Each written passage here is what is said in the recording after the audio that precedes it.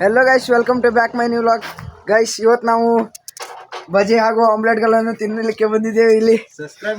ಇಲ್ಲಿ ನಾನು ಆನಂದ್ ಹಾಗೂ ಮುಷರಫ್ ಭಾಯ್ ಅವರ ಕೈ ಭಾಯ್ ಬಂದಿದ್ದೇವೆ.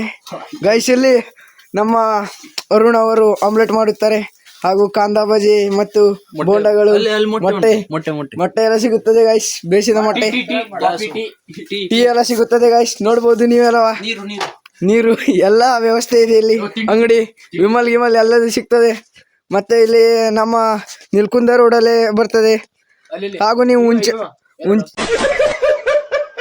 ಚೇರ್ ಉಂಟು ಹಾಗೂ ಉಂಚಳ್ಳಿ ಫಾಲ್ಸ್ ಹಾಗೂ ನೀವು ಭೀಮನ್ ಗುಡ್ಡ ಬಂದಾಗ ಒಂದ್ಸತಿ ವಿಸಿಟ್ ಕೊಡಿ ಗೈಸ್. ಇಲ್ಲೆಲ್ಲವ